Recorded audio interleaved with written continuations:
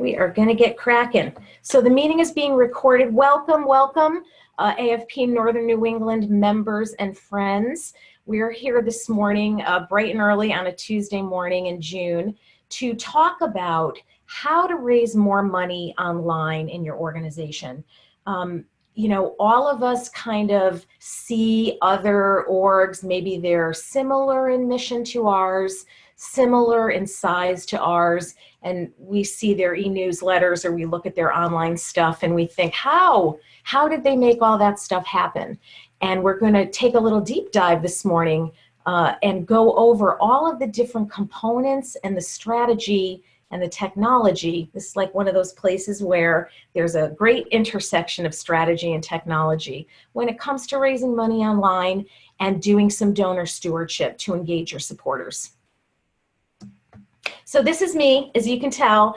My name is Maureen Wallbeoff. I run a solo consulting practice that is called Practical Wisdom for Nonprofit Accidental Techies. I've been working inside and alongside nonprofit organizations for more than 15 years. I live in Sandwich, Massachusetts, which is a little town on Cape Cod. Yes, our police say Sandwich Police on their cars. So it's kind of a fun place to live, very touristy destination. I not only have worked inside nonprofits, but I've owned a digital agency that did website design and development and lots of strategic campaign planning and execution tasks for nonprofit organizations all around North America. I specialize in nonprofit technology and software. Hi, Caroline, nice to see you here. We're just getting the intros going. And basically my bag is to help growing nonprofits either solve what they think are unsolvable problems with their technology. They often feel like they're working in service of the systems rather than what everybody really expects, which is having those systems work in our service. It is possible. You just have to know how to solve the problems. And I also do a lot of help with folks finding software systems, getting training, getting matched up to the right consultants who can help with development and design services. And so we are here by virtue of the wonderful people at the AFP Northern New England chapter, and I'm really looking forward to going over this information with you today. It's very similar to a workshop that I just did this past Friday at the AFP New York fundraising day in Manhattan. And everybody seemed to like it. I've gotten lots of enthusiastic yays, both on site and afterwards. I'm so happy to present it to you all today. This is what we're going to be talking about. Digital stewardship. That's donor engagement, and that's really the key to raising more money online, no matter how large or small your organization is. There are 5 key characteristics at play here, and we'll go into them in a little bit of detail. We're going to talk about how to set SMART goals for the rest of the year. We're halfway through. I mean, end of year fundraising push for most of us is going to be in 6 months. So now is a really good time to kind of think and strategize and do some testing, if you can, to inform what you do as part of your end of year fundraising campaigns if you run them. We're going to talk about what really should go into a digital experience these days, and I'm going to teach you what to go look at to evaluate what your supporters are experiencing or not as they interact with you online, on social media, through email appeals and newsletters. We'll talk about optimizing your digital performance, how to make sure that you're presenting the right stuff. And then we'll have time for open Q&A. This is being recorded, and the recording will be sent out to you by the lovely people at AFP Northern New England, either later today or tomorrow. This kind of digital engagement stuff is tricky because it's full of jargon and it's full of technology. And most of us, nay, all of us to one extent or another, are accidental techies when it comes to feeling comfortable, confident, and efficient in using the systems to engage our supporters. So I'd like to start these sessions with a dozen tech terms. I try really hard not to use jargon. There's no need for it. It can make us feel unprepared and in over our heads really quickly when there's terminology kicked around that we don't understand. So let's break those barriers down right away. And I will be sipping my coffee as we go, as I would be had I been in front of you in a room in Concord, New Hampshire this morning. So database, we pretty much know what that means. It's a place to store information about your supporters, whether they're donors, major donors, prospects, newsletter signups, volunteers, event registrants, and attendees. The database of record, right? Sometimes it's a full CRM, which means you've got the whole organization's data in there. Often it's a fundraising database or a donor database. Marketing automation is the next term. We all receive messages that have been pre-written years ago, probably, configured and scheduled far and away from the time period in which we get them. So, you know, if you order something from Amazon and you get a confirmation email, and then you get this has been shipped email, and then you get please rate your purchase emails, all of that stuff has been long since written and set up to happen at certain triggers based on something that I do on their site in a logged in state. And all of the email tools that nonprofits are using these days, whether it's an enterprise level system that's connected to a CRM, or it's something like MailChimp or Constant Contact or My Emma, those tools all have marketing automation built in that you could be using to achieve that same Amazon-like, I know what you're doing and I want to move you along and give you the right information experience. So that's marketing automation. We'll get into that in a little bit. You can also use marketing automation software to schedule social media posts. There are some products that we'll talk about a little bit later that you might want to investigate if that's something you'd like to try using. Online fundraising system, you all know what this is. This is all about having a secure place for someone to make a donation or transact. They can make a gift, they can pay for a ticket, they can buy a product or a virtual good. All of that stuff happens in these online fundraising systems that don't just serve up the forms, they also serve up a confirmation page, sometimes called a thank you page, that I would see after I made a gift that would say, Maureen, yeah, what you tried to do just happened. You tried to give me a $50 gift. It worked. And yes, thank you for your gift.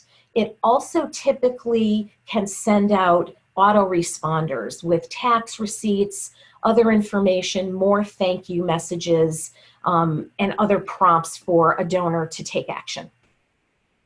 Responsive design, mobile first, responsive websites, all that means is that your stuff, your online stuff, whether it's a form, a page, an email message, should be able to be used on a small device.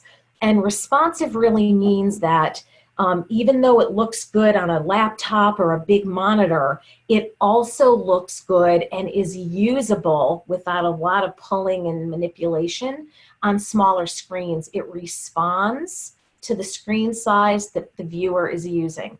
That's what responsive design is. It's critical to give your donors a great digital experience, that all of your stuff is responsive or can be used on a tablet, a small device like a smartphone. Social media, you know, there seemed to be a new channel about every year that we come upon and we think about whether we need to include in the mix for our supporters. So, you know, we've got Facebook and Twitter and Snapchat and Instagram. There used to be MySpace. There used to be Google Plus, right? Wasn't that what it was? The little Google social media channel that is no more. LinkedIn is another one that many nonprofits are trying to figure out how to use effectively. It's really turned into Facebook for business people. So it's loosened up. LinkedIn has. You can put stickers on things and applaud things and add emojis. So LinkedIn might be a channel for you to think about. We'll figure out a little bit later how to know. And a sustainer, sustaining donors, monthly donors, recurring donors. That's where we're all who work in the nonprofit space are going big. I want monthly gifts. And that's a tactic and a trend that first started with public broadcasting. And I would have spoken more about this had we been at New Hampshire Public Radio's offices this morning. That's a tactic that's been around for maybe 15 or 20 years online. Please renew, give a small monthly gift. And that's turned into a big deal for most nonprofits. They want more sustainers. They want more stable income. And if you've got a sustainer program that is either growing nicely or you're trying to inject a little bit of freshness into to try to get people to re-up or to try to get more people to become a sustainer, this session is definitely for you. We're going to go deep on some tactics. Dozen tech terms to know.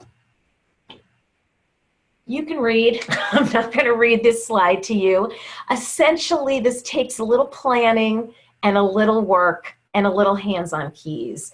And as I said earlier, it can be wickedly intimidating for us to, need to either bring someone in and trust a consultant or a development shop. Where's that funding coming from? If I'm going to do it myself, how do I know what to do first, second, and third? This is unlikely to be an area that anyone in your organization has a certification on or has done a lot of self-directed learning to kind of know what to do. And we don't want to mess it up, right? We don't want to mess it up. We have no capacity. We have no budget. We have no plan. So this often leaves us either doing the bare minimum or doing some things, but not really being sure if they're the right things. And you are in good company. Most organizations, I don't care how large it is, what their annual budget is, how many staff they have, they're all struggling with this too. Because the tech and the expectations are changing all the time. And they're actually not really changing, they're growing. And this is what usually happens. I love to use Batman clip art or photos in my presentations. So Robin is here. They have jumped into the Batmobile. Turn off the bat signal. We are going to grow our online giving program 500%. Now, what are you doing now? Robin has no idea what 500% would actually look like. Which pieces of that online giving program are necessary to grow anything at all?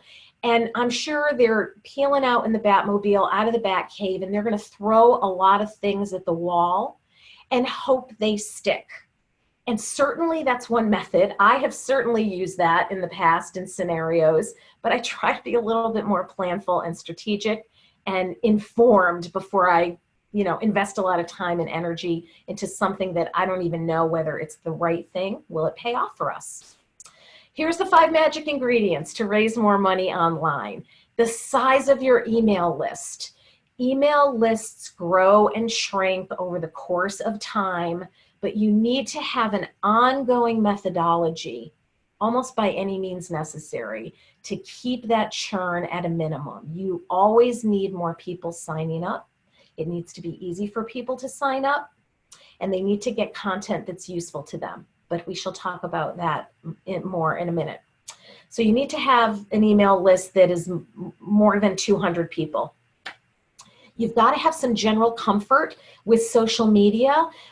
If you don't find a millennial, grab a volunteer or do some self-directed learning. There's a lot of wonderful exclusive to nonprofit resources out there. Some of the big software providers like Blackbaud, Every Action, Charity Engine, always push thought leadership information out around maximizing social media engagement.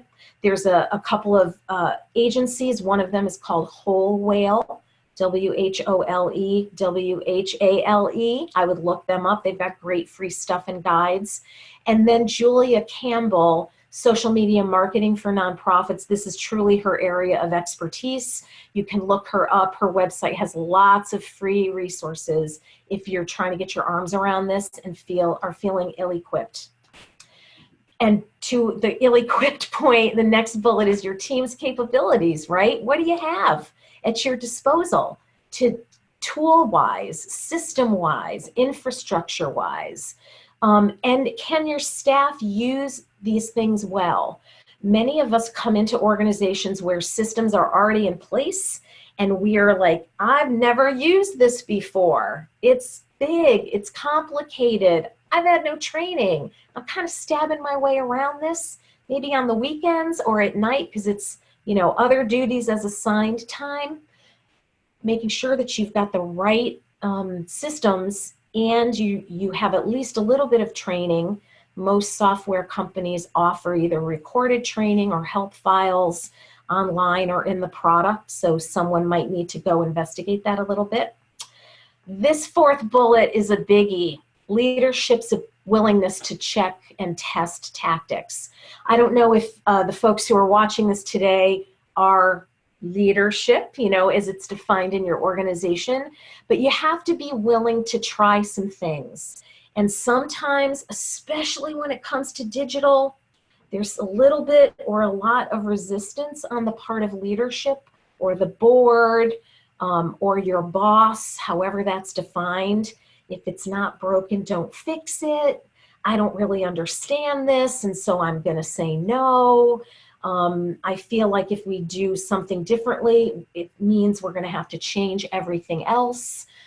Not true. You can really define a test or test a tactic in a very closed environment. Keep it clean, not necessarily have to do something that you start forever.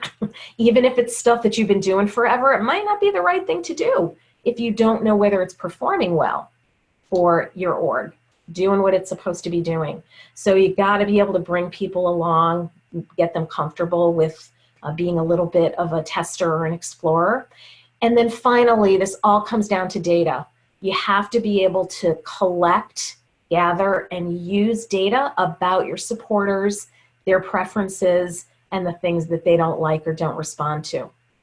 And that can often be as big a stumbling block as any of these other four things on the list. So now you know, like, the things you gotta have, 5 things.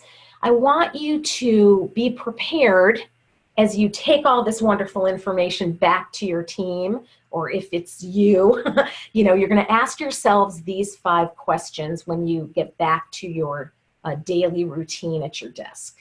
Who are your donors and prospects? Who are these people? Do you know where they come from? Do you know any demographic information? Are they male? Are they female? What's their age? What's their zip code? How long have they been a follower or connected with you? Who are they? You need to know enough about them to show that you know. Where are they interacting with you? Maybe you've got a ton of visits to your website, not a lot of following on social. That would tell me 2 things.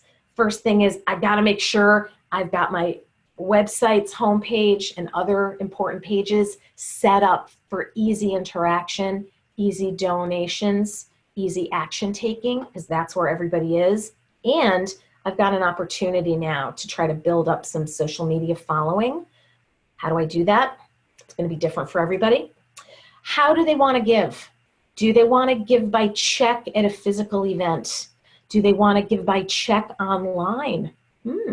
Do they want to give as a sustainer? Do they want to give in an open giving amount?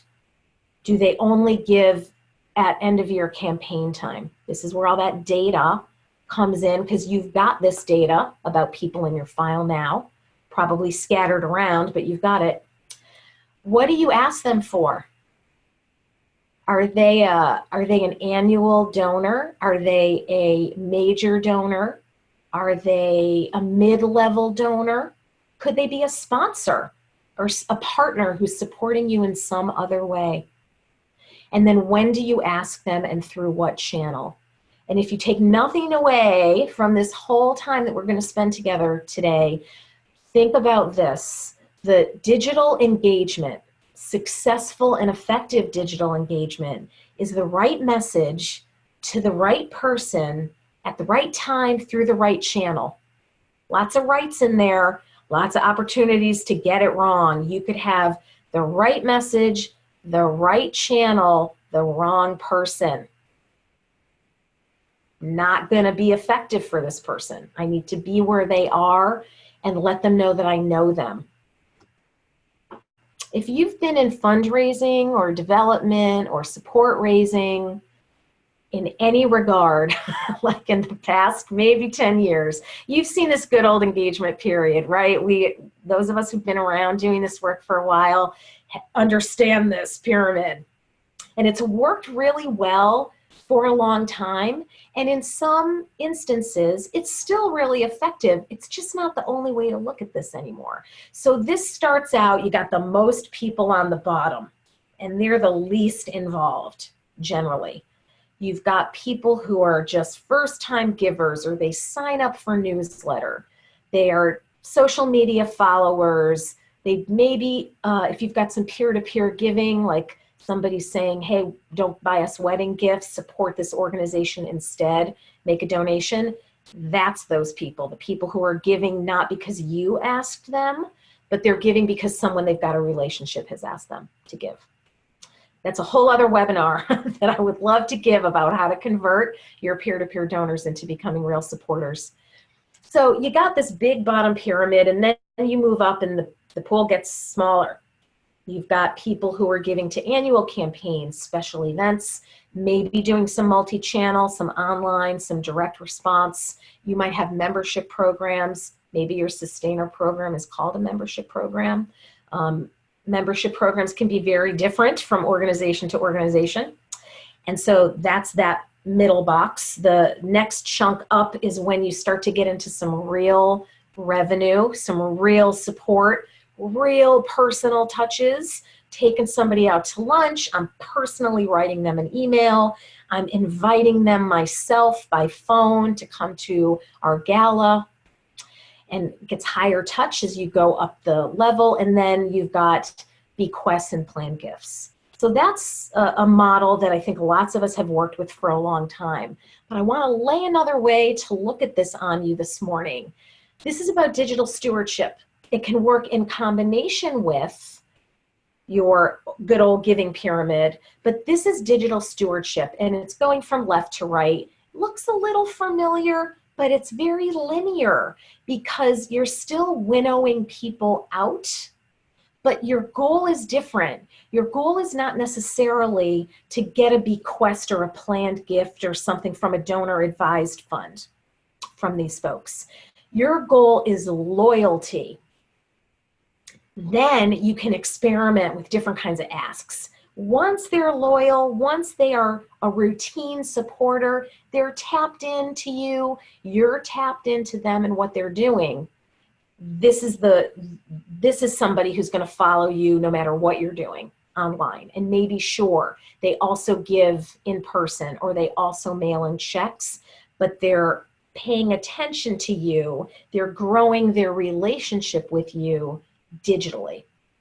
So let's break this down a little bit. You've got that first box, which is awareness. I know your organization exists. I've heard of you. I've seen your logo. Maybe a friend of mine posted something on their Facebook timeline or on Twitter about you. They shared a photo or something like that. That's awareness. Your job is then to move them into becoming familiar with you. Here's what we do. Here's why your support is so important. Here's some outcomes. Here's some feel-good stories or videos. They're now like, oh, I could get behind what this organization does. I liked their mission, but I really like how they execute it. Then they move to consideration. I am actually thinking about taking an online action. Could be something super passive, not monetary at all. I'm going to follow you on social media. I'm going to read a blog post and like it or post a comment. And that's the actions. And see how we're getting fewer and fewer as we move to loyalty. So you've got to, back to my pitch for always growing your email house file, your email list, that's awareness. You got lots of people, and the way that they're going to become aware familiar, think about how to help you, take an action, become loyal, is through exposure to your content, no matter where that is. Loyalty means I'm always going to pay attention to what you're sending me because it's relevant to what I'm interested in about your program.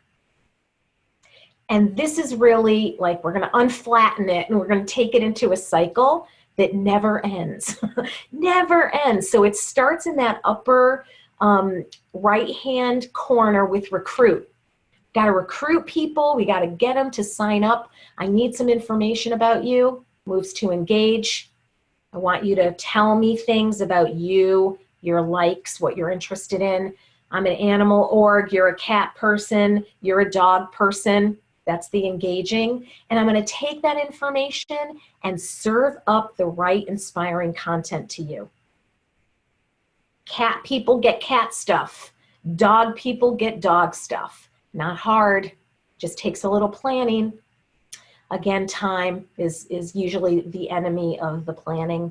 So if you do take stuff away from this today, look at your calendar and block out like 3 hours in the middle of July to just think about this and make a plan. So we've recruited, we've engaged, we've inspired, and now we're going to ask. Most of the time that ask is for a gift. But if people come into our organization, the first thing they do to get in our system is actually make a donation. It kind of stumps us because our whole pattern is make a gift. You already did that. Now what do I ask you to do? We're going to talk about some suggestions to continue to engage someone who comes into your file with a gift is the first thing. Thanking, effusive thanking. The donor is the hero of the story, not you. Sadly, sadly, the organization is not the hero. The organization is the way the hero becomes a hero, by donating, by supporting, by volunteering, etc. I had a business coach once who told me, Maureen, you are not Luke. You are Yoda. Your clients are Luke. And you're helping them become a hero. And I think that's a really powerful way to think about it. And then repeat, because we're never done. Once we've brought somebody in, gotten information about them, inspired them, asked them to do something, they did it, we thank them effusively. We don't need to recruit them now unless we want to recruit them to be another thing. I attended an event. I want to recruit you to become a donor. I came in as a one-time donor. I want to recruit you to become a sustainer monthly donor. So this is where it can feel exhausting because it's true that you're never done, but you don't have to do all this at once. That's the good news. So let's get deep on each of these stages. Recruit. We'll talk about recruiting, the beginning. Here's what you need to focus on if recruiting new interested parties, people to become aware and engaged. If this is something that you need to focus on, awareness building, testing different communication channels. If you've got a new program, a new campaign, an event, deliberately figure out what you're going to do on your website, what you're going to do through social media, what you're going to do through email, through your blog, etc., through photography, through written text, through imagery, etc., video. You're going to focus some time on awareness building and testing different communication channels. And you don't need a ton of content. This is also a place that can stop us in our tracks. You only need 5 or 10 compelling images with sharp taglines, tight, not verbose. We are skimmers. We want to see picture that resonates with me emotionally, makes me feel a feeling, joy, sorrow, curiosity, anger, happiness, whatever. And if you've got older program material, like you had a really high performing end of year campaign or capital campaign from a couple of years ago that performed really, really well, use that. If somebody is new to your file, they've never seen it, so you don't have to make up something fresh for them. And even if someone did see that, you know, you're recruiting donors to become sustainers, and yeah, they were in your file when you used this stuff 3 years ago, they do not remember. They don't remember. People don't pay as sharp, close attention to the stuff that goes by at 50 miles an hour these days through all of these different channels. It's not really going to sink in. So don't worry about it. If you've got stuff that performed well, recycle that. Absolutely. And then the action steps you should take to focus on recruiting. Start with social media posts. You can use a tool like Carrier Pigeon is one. Hey Edgar is another. Hootsuite, Hootsuite is a very commonly used one. Most of these have either free levels or nonprofit pricing. You may want to play around. Some systems like Facebook do let you schedule posts out ahead of time. So play with that, get the content together, set it up, and just like have it go out on a schedule. That way you only have to think about it like once a month, and you can have things repeat. I want to post this thing every third Thursday forever, and it'll just do that. Update your website content and blog posts regularly. People tend to forget about their websites, their poor little websites, because everybody's on social. Everybody's doing videos, stuff like that. Your website not only probably has more visitors than any of your channels. For most of us, we've got more people looking at our website than we do following us on Twitter or wherever. So that's number one, more eyeballs. Number two, it's really the channel that you can control. Even if you have to, wait around for your IT guy to make time to update it, start to have conversations about changing expectations, because Facebook could change the rules at any given moment. LinkedIn could totally change their interface and turn out not to be a tool that you can use effectively. Facebook is the one that everybody kind of loves and grumbles about at the same time. Like, we're getting $2,000 a month through Facebook donations and we're not even doing anything. But I don't get that donor information. So that's a good example of how the rules can change and be advantageous to us, but not give us everything. So your website is still important, and ask people to share, even if it's your board, even if it's volunteers, even if it's your staff. The reason to do that is because social media logic, the algorithm, displays shared content and images much more frequently than stuff that is fantastic, checks all the boxes, is beautiful, would resonate with people. If it's not being interacted with, it's not going to be displayed frequently. So get people to like it, get people to share it, get just 1 or 2 comments on it, even if they're from in-house. I love the work my organization does. Yay. That's your assistant just did that. And Facebook, Twitter, all of those things will go, I'm going to actually suggest that content because people are interacting with it. So that's the big trick when it comes to social. So that's recruit. You've got people now, they're on your email list. You know that they are interested, at least they're aware of you. Next step is engage. Focus on getting information from those people. And you're going to do that through surveys. 2 or 3 very short surveys, maybe 3 questions. They could be things like, are you interested in any of our particular programs? Are you more interested in cats or dogs? If you're an environmental organization, there's so many different things that you could put in front of people to get more data about them that you can then use to make sure you're sending the right content that's personalized even to a very small degree, and not just first name, not just Rick or Caroline, but Rick, picture that I know is of a program that you've expressed interest in, maybe might want to support.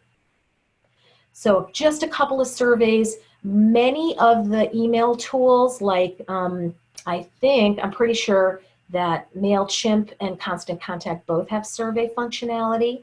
If you've got an online fundraising platform, those often have survey tools that you can take advantage of.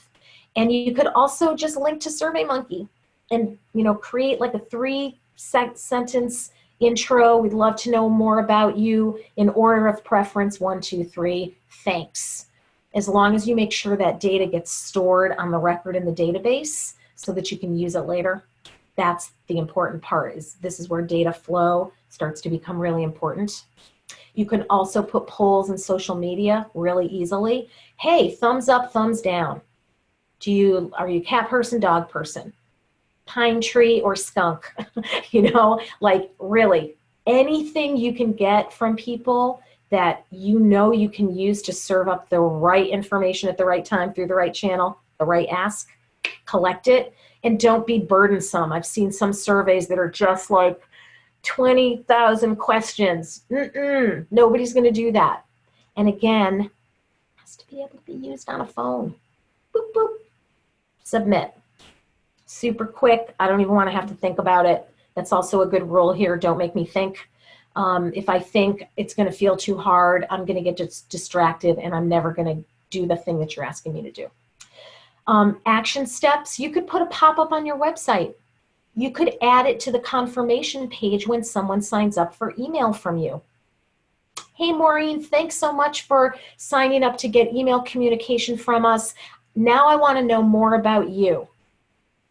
Red, blue, you know, like whatever it is. Zip code, age of your oldest child, if that's pertinent and could be used to conditionalize or personalize info. Or send a survey by email to new subscribers. You don't have to be super fancy. You could just send a link. And sometimes incentivizing these surveys or early engagement points can be helpful.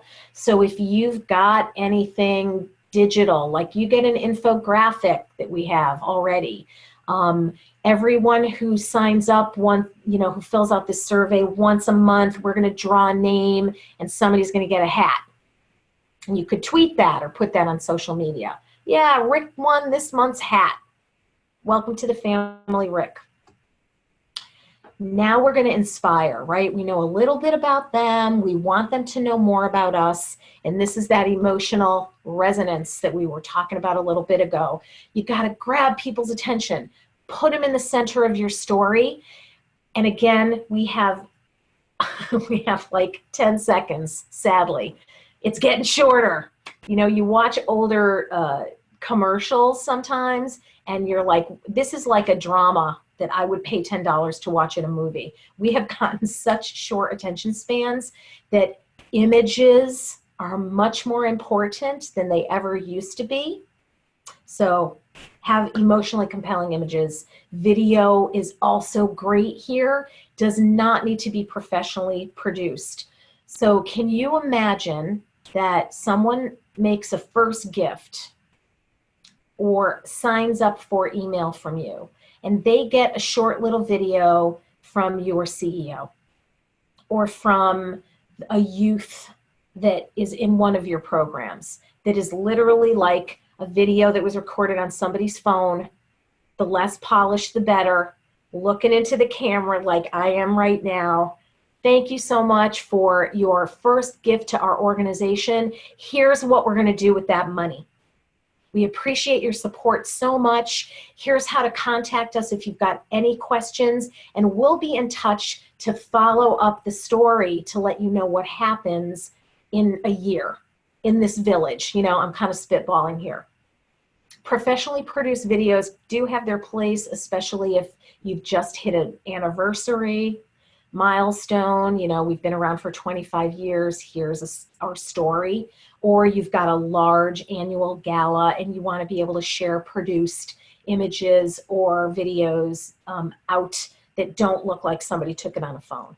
But we're all very used to seeing these phone recordings of a person just speaking off the cuff or having a couple of talking points. You might want to adopt that tactic. It takes no special equipment. See what happens.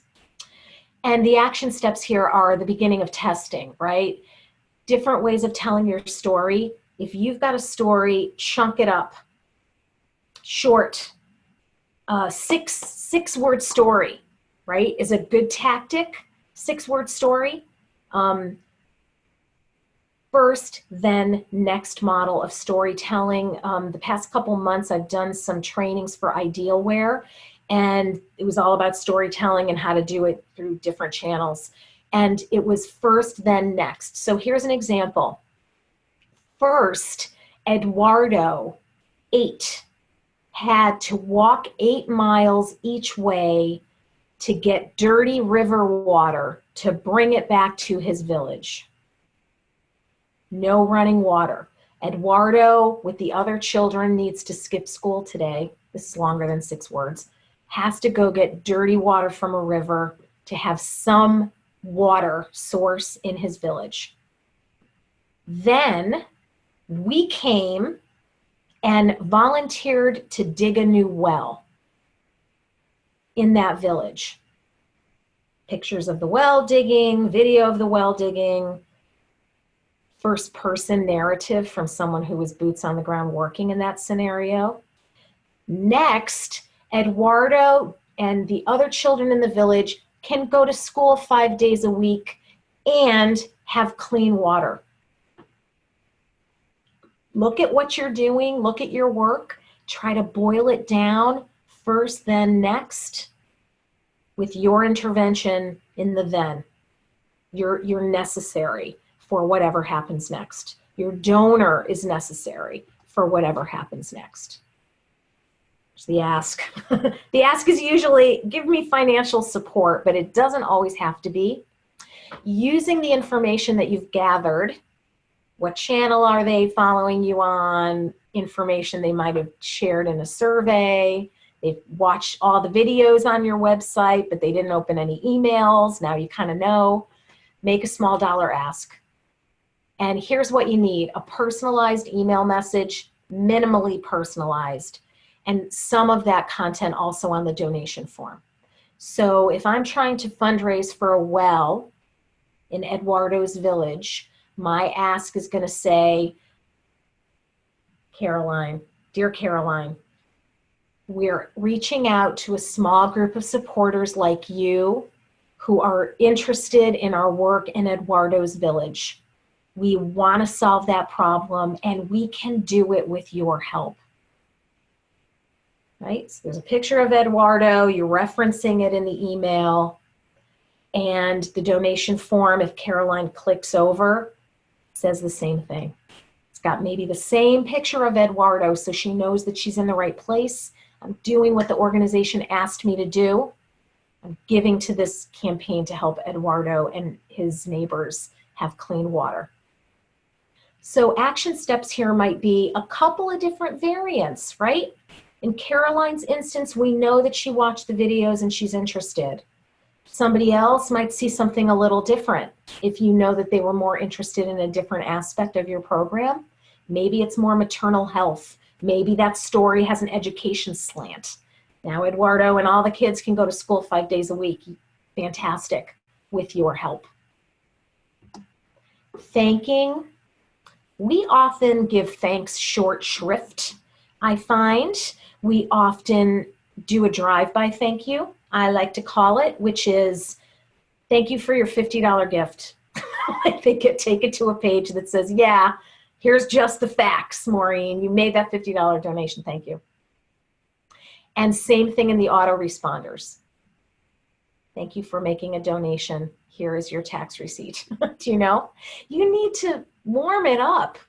You need to make them feel good. And here's why, scientifically, literally, behaviorally, the best time to ask somebody to take an action, a second action, is right after they take that first action, because they're feeling good.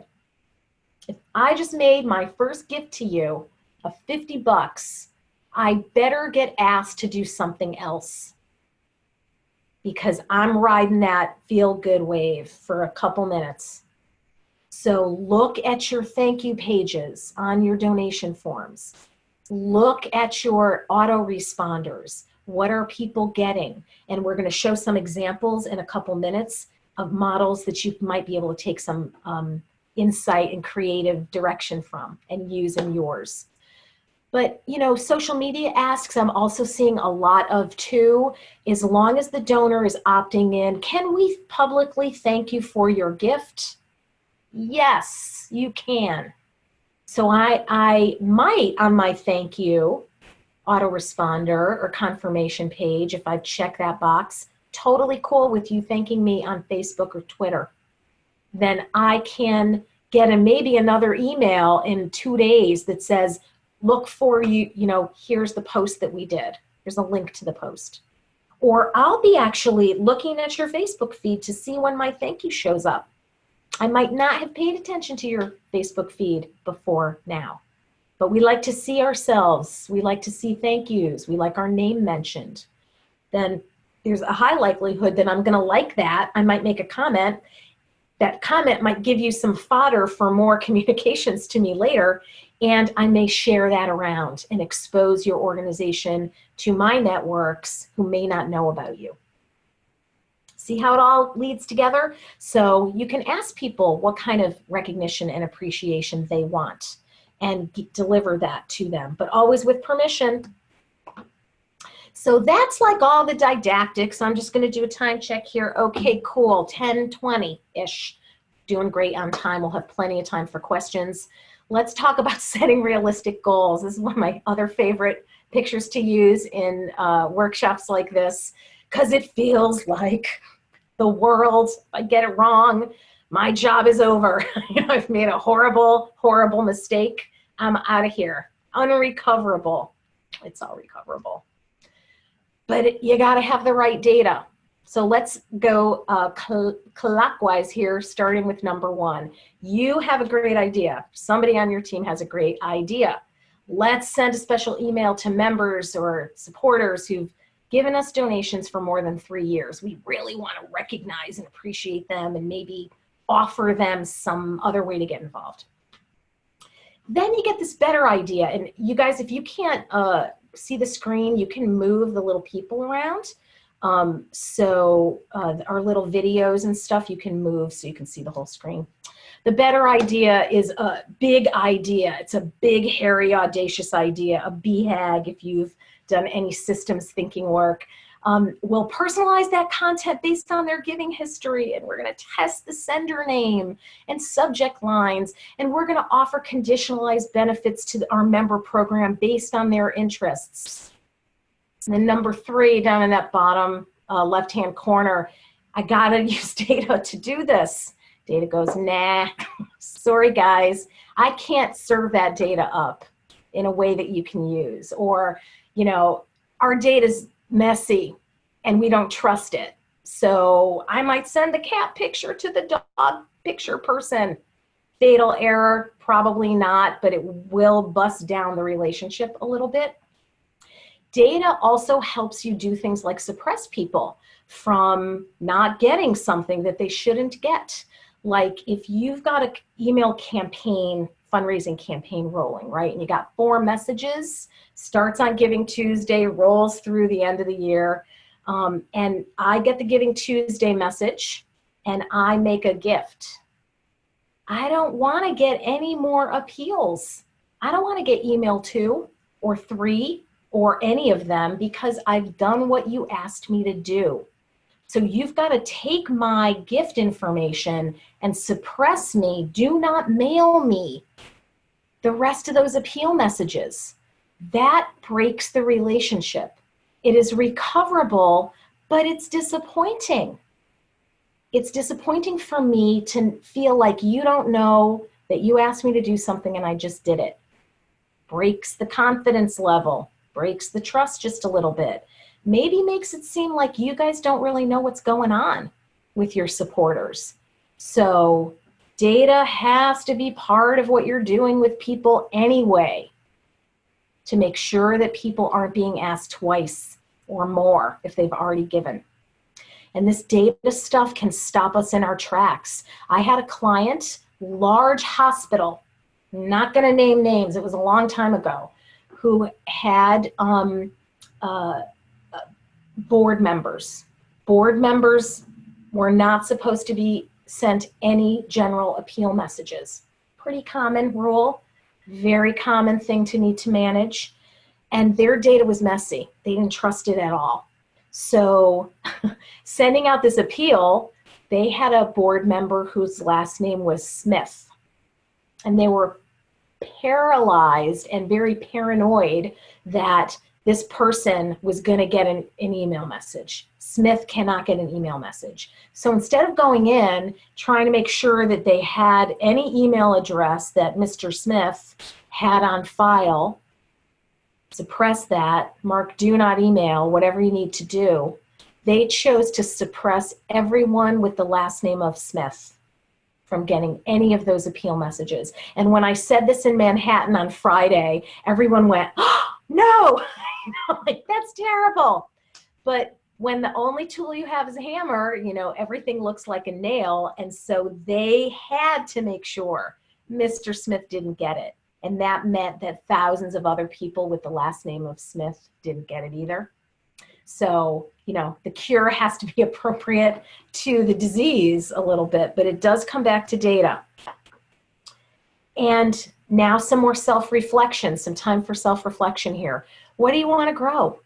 You can grow anything, but you can't grow everything at once. We often think it's perfection or nothing. I got to do it all, or there's no point in doing any of it. Inaccurate story you're telling yourself there. So pick a group, pick a channel, pick a metric on this list, or another metric that might be more relevant for your work. Pick one and focus on it. You're going to learn some things. You have some hunches, assumptions, hypotheses. Time to test. Am I right or am I wrong? If I put a pop-up on my website, is it going to change how long people stay on the site? Making it up. All kinds of things we could test. So focus over the summer, the early part of the fall, if it's a quieter fundraising time for you, on one of these things. I want more email subscribers, always. Maybe that's a good place for you to start. I want to increase a certain audience. I want to increase the number of followers in a channel or more than a channel. I want the number of gifts in the door this year needs to go up. That's always how it is. Never stays flat. Success sometimes can mean that then we've really got to do some stretch goals because people have faith in us, or we just need that income and that support to keep things running. Maybe the average gift size is what you want to experiment with and try to grow. Our average gift is 60 bucks. I want it to be 75. So think about what you want to grow. And another area of focus is, who do you need to convert? So let's spend a minute on this slide. Different types of audiences. You probably have more. Current state is they're just a social media follower, in example 1. Step 1 is get them to become an email signer upper. Push that on social media. You can use chat bots or message bots. They're there in your Facebook account. You can have it when somebody posts that they automatically get a message from your organization that says, thanks for interacting with us online. Way more great information about our work. Get inspired, sign up for email. Learn more about us. And step 2 would be to do a thing, right? Share it, come to an event, maybe make a first gift. Always make a first gift. If somebody's a subscriber in email, very similar, couple steps, couple email messages, couple interactions. And we don't want to spam anybody, right? We worry about that. We censor our communications because we don't want to over message, because it drives us bonkers when it's like another message from this company or organization or group. Sick of it, I'm going to unsubscribe. I think we are far more careful than we need to be. I have people unsubscribe from my email list, like, I don't know, a couple times a month. And I used to be like, I wasn't sending the right stuff. That's too bad. But That's okay. I'm not their cup of tea. So they should go out and find something that's better match for the things that they're interested in learning about or caring about. Event attendees, same thing. First-time donor, you might want to convert to a sustainer. Somebody comes to an event, now you might want them to follow you on social media. Maybe they don't. So the circle is a little different for each one of these groups, depending on what you want to grow. I wanted to spend some time on some realistic goals for 2019 because they're based on what we've done in the past, like what happened in 2018, and I wanted to expose you a little bit to some benchmark information. There are a bunch of places you can find these stats and kind of decide, how am I measuring up? So I happen to use Blackbaud's charitable giving report. It's really comprehensive and easy to digest. So here's a couple little snaps. Overall online giving, excuse me, 1.5%, very modest growth from 2018 to 2017, or vice versa, I mean. Online giving only grew 1.2%. People had flat years, it seemed. But online donations brought in about 8.5% of every gift that came in for people that they looked at in this study. And 24% of online gifts, phone, on a mobile device. See how important that is? That number is only going to continue to grow. And then on the right-hand side, you can see the average is this 8.5%. Your organization is small, under $1 million in annual operating budget. 13.4% of gifts came in online. And you can see it diminish the larger the organization gets, and here's why.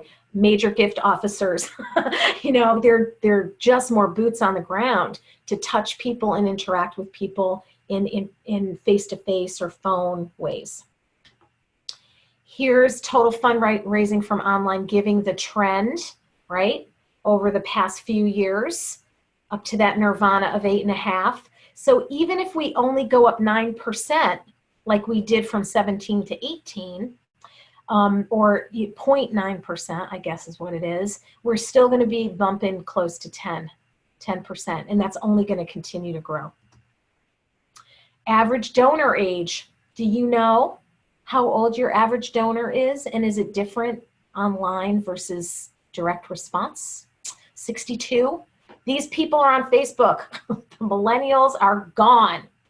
The grandmas, the business people, the moms, we are on Facebook. So that might be a great place to try to engage people. If you've got folks in their 50s and older, and I hear that all the time, our donors are old, go to Facebook. That's where they all are. And then some median donation amounts, and again, this mobile giving percentage here. So let's talk about how to know what to change or what to experiment with based on your current donor experience digitally, what you've got now. I'm going to move my little people heads around a little bit here so I can get to each part. Let's start in that right-hand column. You're going to need to, or the left-hand column, excuse me, you're going to need to look externally and internally to evaluate your donor experience, and it's not going to take you very long. So thinking about the external side on the left, you need to sign up for all of your event or any kind of email marketing messages that you've got. You want to see what people see based on what they're doing and not doing. You want to look at it on a phone. You want to make an online gift. What's that experience? What's on that thank you page? What's in that autoresponder? Do I get more follow-up information because I made a gift? You know, you can add yourselves to those streams or make a gift and then refund it. You know, if that's the way to make that happen in your system. Register for an event. Try to do it on a tablet. Try to register on a phone. Follow your organization's social media postings. What's really going out there? Especially if some of this stuff is handled by other people in your org, not somebody who's part of fundraising or not someone who's on your team, but maybe marketing, maybe communication, maybe it's outsourced to a consultant or an agency. And ask yourselves, as you interact with all the stuff that your supporters are getting or not getting, is this easy to follow? Do I understand what they're asking me to do? Is the content personalized in any way at all? Do I feel as a donor or an action taker valued? Or is it very pro forma? Thank you, next. And am I part of the story? Is the content that my supporters are getting, that I'm getting now and evaluating, making me feel like I'm integral to achieving your mission? So that's how you kind of figure out what people's experiences are in different groups. And then you're going to look internally, and it's about data. You're going to look at your segmentation, your email list. Do I have people grouped at all, or is it one big happy family? If it is one big happy family, you might want to start tagging people. Event attendee, email, a new subscriber, new donor. Some of the systems that are more sophisticated let you put people into groups and then get out of that group once they've gotten messages. So let's say I'm a new email subscriber. I get 3 welcome email messages over a 3 or 4 week period. The last one is asking me to give. And if I give, then I get taken out of that stream and I get put into a new donor welcome series. See how that works? They're all kind of connected because I'm moving people closer to me. That loyalty and that digital engagement image that we saw a little bit ago. Evaluate people's communication preferences. Do you never want to get mail? Do you always want to get mail? Do you only want to get mail? Ask and respect. Explore social media channels. What is happening? Everybody's looking at my stuff on Instagram. Nobody's following me on Twitter. Maybe you should stop tweeting and focus more energy on Instagram. And find out if your systems can handle automation. And I'm willing to bet you that 9 times out of 10 or more often, they can. You're just not using it. You might need some training. You might need to set some new stuff up. All very possible. And you're going to ask yourselves, do I trust my data? Does the information seem accurate? And you know what? If you ask somebody, cat person or dog person, 6 years ago, and you're not sure if that's still true, ask them again. Want to make sure that we have stayed updated with your interest in our work. I'd want to know if I were you, and I'd want to be asked if I were that cat or dog person.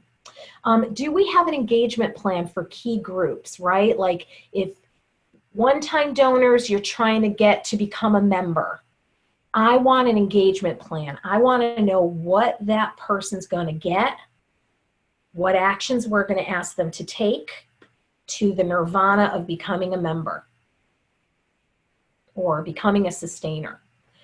Ask yourselves what kind of content that's custom can we include. Again, you can usually create variants of email appeals and variants of donation forms that are pertinent to that audience's interests.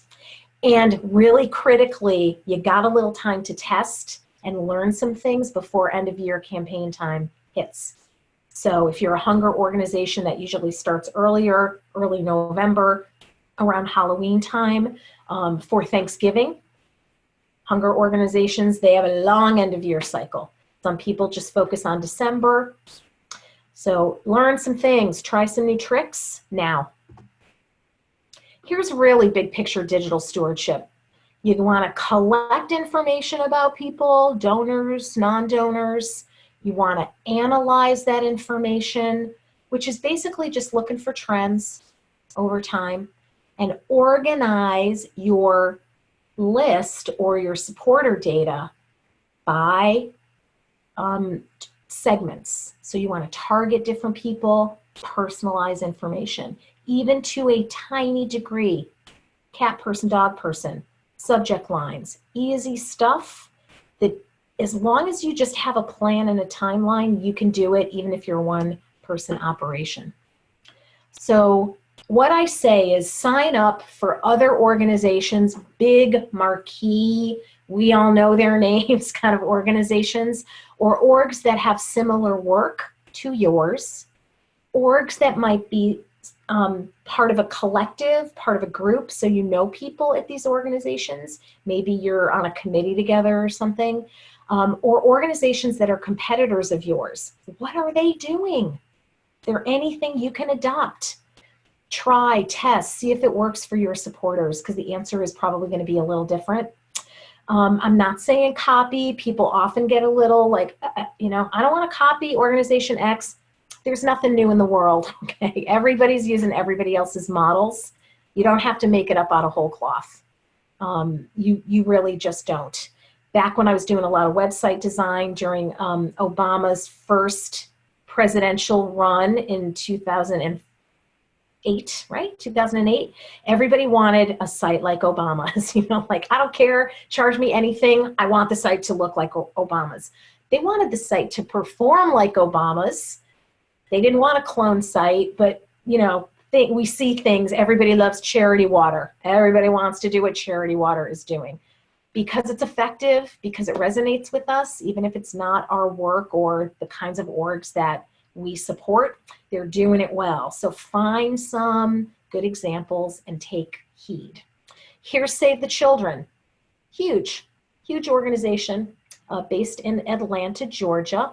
And this is an example of a welcome message that someone gets when they sign up for email. Beautiful button, donate button in that upper right-hand corner, just in case I'm already ready to do that. A big hello, adorable picture. Dear John, some colors being used to emphasize things. Those are all links, by the way. Welcome to our family. Personal, it's from Carolyn, the CEO and president. So who do your email sign-up autoresponders come from? Like our org, that's very common. Thank you, the ASPCA. Make it a person if you can. Thanks to the generosity of compassionate people like you. I haven't even given a gift yet. And you're already treating me like my support is critical, like I'm already supporting you. So nicely done.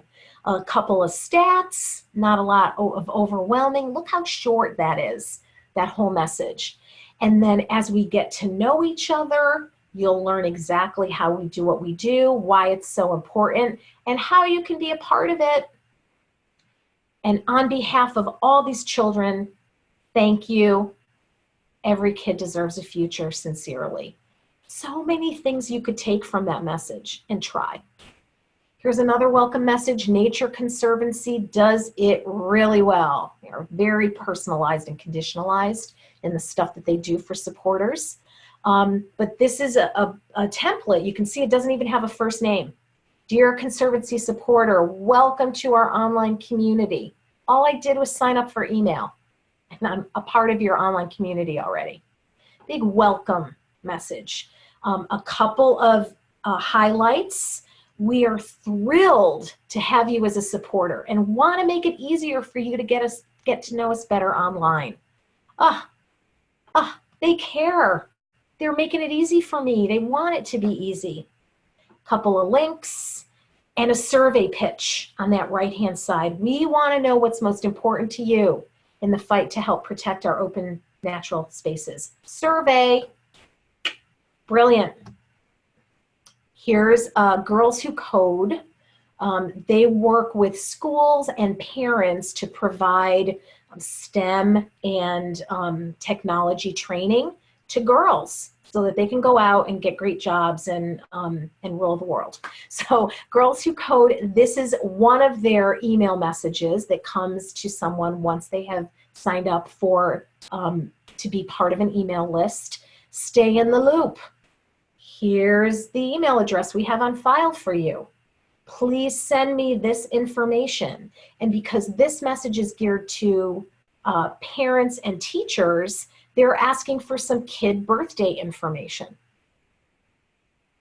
When's your kid born? So that I know when to send you the right stuff based on how old they are. Here's entry level for little kids. Here's our program for high schoolers. So easy. And this one I love too. This is from the WWF. Again, a giant organization with a very small team doing this work. This is a snippet from a email sign up. Want to hear more about you? Quick 3-question survey. Share your thoughts.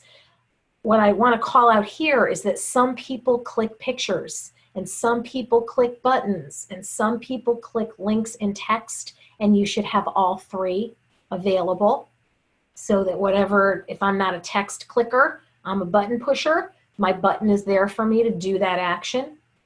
Thanks for joining us. From a human person. Jessica is like a real person. She exists. Here's her lovely smiley picture welcoming me. And the email comes from her. The email address would go to her. It might not be her general communication address. It would be geared to this program. But now I know there's a person who's paying attention. So good. Here's Inspire. Humane Society of the United States. They have the best pictures. If you're a kid org or an animal org, you're all in. It's so easy to come up with great emotionally resonating assets. But here's what happened. Somebody took an action alert to save, protect seals. You could see the little information about regulations banning products that can harm seals in the world. And so I've just taken that action. Now I'm saying, thank you, do another action, share it on social media, or send an email to a friend or several friends and let them know about this. See if they'll take the action too, which means I get their email address. On the right-hand side, you can see if someone clicks that share on Facebook button, this is what they get. They get taken to a little pop-up that says, this is me, I'm protecting baby seals, and by the way, please make a donation. And that's what gets shared on my Facebook wall. And then, because they're smart, whether I do this social sharing or email sending to my network or not, there's a donation form in the email.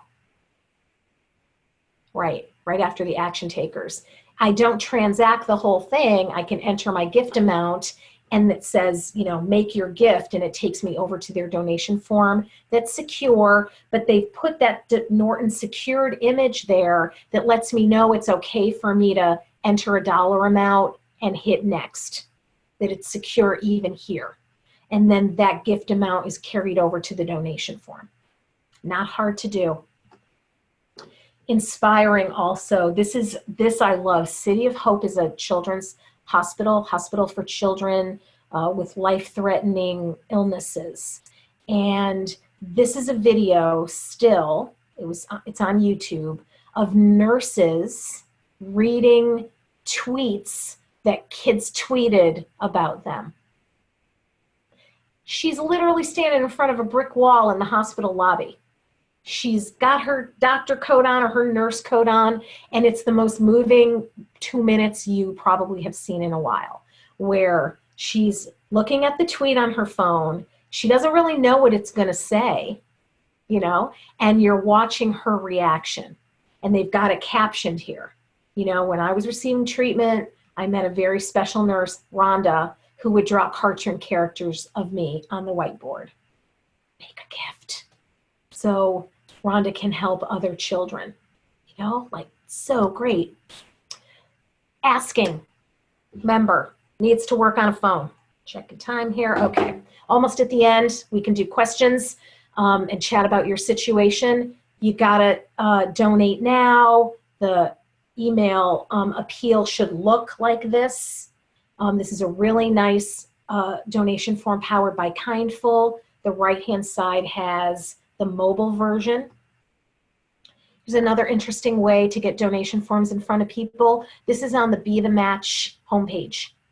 In that dotty circle on the right-hand side, I've got a beginning of a donation form right there. Every person who hits my homepage is going to see that and has an opportunity to make a gift. just as a website visitor. Thanking, love this. This is the email autoresponder that someone gets when they make a gift to UNICEF. Amazing picture. Welcome to our family. Thank you for making your first donation. It means the world to them who you're really helping. It's followed up with other messages, but this is what I get. Oh, makes me feel so good, makes me want to do more. Another version of thank you page. This is a thank you confirmation page after someone's made a gift to World Help. Personalized with my name. Thank you, Christina. Here's what we're doing. Thank you so much. Hey, you can send an e-card to people if you want to. Segueing now into testing and measuring. This is an example of two appeals with differences between them, different pictures, different call to action, different ask, different text. Someone recently pointed out to me, and they are correct, that this is probably too much variance for a test to be helpful. You know, if donor 1 sees all of these different things, then donor 2, and donor 2's campaign outperforms donor 1, I don't know which tactic did it. Was it the call to action? Was it the picture? Was it the text? So maybe focus on changing one thing, seeing how that goes. That way you know what worked and what didn't. Some questions to ask yourselves. If we are engaging our supporters effectively, what does success look like next year in June of 2020? What do I think the outcome is going to be? How will we know that we're accomplishing our goals with all of this digital asset stuff? What can we measure? Just 3 things. Don't make yourselves crazy. Open rates, gift size, gift frequency, number of sustainers, whatever it is. And then the qualitative measures are often also important. They're subjective, right? Like, our major donors love their email content. Our major donors love what we're doing on Snapchat. Anecdotally, you may hear some things, especially if you ask. Things you can test: name of the sender, subject line, links. I talked about buttons and icons and images, free actions, and testing things on donation forms as well. One step, which means even on a phone, I sort of have to scroll to get all the information in there. Multi-step means you collect my payment information first, my gift amount second, my demographic information last. Boom. And social media sharing. Lots of things you can measure here. And again, you'll get these slides and this recording from the AFP Northern New England team. So you can digest this because it is a lot of options. Don't make yourselves crazy. Pick just a couple things and get started. This is not a time for perfection or nothing. So now I would love to see if any of you in the chat have questions about your situation, your systems, what you're doing now, any personal advice. Now is the time. So I am going to make sure that, yep, if you want to chat, my little chat button will flash so you can roll your mouse over the bottom of your screen where you see the webinar ID, and you should get a little option to chat. Let's see if anybody's got a question. Oh, awesome. What do we got? Okay, Caroline says, how do we see people using chat box? Rick asks, suggestions for software that does good automation for engagement. Okay, awesome questions. So Caroline, let's do yours first. Chatbots on a website is something I'm seeing a ton of. Used to just be in businesses, right? And there's this little pop-up guy who, there's lots of different applications. They have to work with your website well. So you'll probably need to find one that works with your content management system. Squarespace, WordPress, Drupal, Weebly, Wix, maybe something proprietary. Chatbots can be effective if you are able to make the responses follow an if-then logic. So let's think this through for a second. Somebody hits your website, little chatbot pops up and says, would you like more interest? I see you're interested in our blog, you know, making it up. Would you like more of this information? And I can type yes. And then your little chatbot has to provide a link or tell me what to do, where to go to find that information. You might want to try our annual report. You might want to look at our annual report for more detailed statistics. Again, I'm making it up.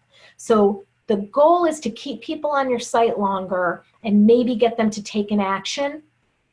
Sign up for email, you know, give us your email address and someone will contact you. I don't know if that's reasonable for the size of your staff and the number of website visits you get. The other chat bots I'm seeing are in Facebook, a lot. And so I would Google or do an internet search, excuse me, for Facebook chat bot. And I think there's a message bot that comes with Facebook. I've experimented with it a little bit on my business Facebook page that lets you, the minute somebody makes a comment, stick in a PM in their inbox and it can start the conversation. So I think that's a great thing to test. Think about the outcome though, Caroline. Think about who would get it, what information would we try to put in front of them, and how will I know that this is effective? Is it that I've got a special web page that I'm getting people through the chatbot to go visit, and the only way they'll get to that page is if they've interacted with a bot in some way? That's really easy to track. Like everybody who's bot oriented is now going to just see this page, and I can granularly know who comes, when they come, what they do, etc. So Rick, your question, software that does good automation for engagement. So there's a couple of philosophies here with nonprofit software. There's either a unified product that does everything, meaning there's a CRM in it, email marketing is in it, online fundraising is in it, events is in it, and there's a bunch of those products that do have marketing automation that it is either you know, enough for most of us, or can roll up to super sophisticated. So some of those product names would include things like, let's see, maybe Classy, maybe definitely Charity Engine, some Blackbaud products like Luminate Online, Team Razor do all that stuff right out of the box. Every Action does that. Flip Cause does that a little bit. If you're looking for products, you can look at Capterra, CAPTERRA.com, and softwareadvice.com. And each of those websites has a section just for nonprofit systems and gives ratings and screenshots and prices sometimes, things like that. So you can kind of click around and get a sense of what's out there. Bloomerang does this too. Some of these products integrate with email tools. They don't have the marketing automation on their own, but they connect to and share data with some of those email marketing platforms that do that, like a Constant Contact, like a MailChimp. So some people like the all-in-one.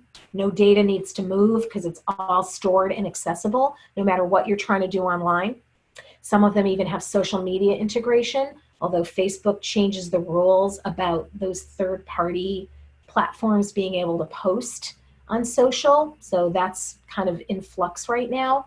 And other people look at a email marketing tool, a fundraising tool that can do some personalization, or that I can put that donation form on a page on my website, have the form fields look good, but add all that personalization and custom content myself on that web page.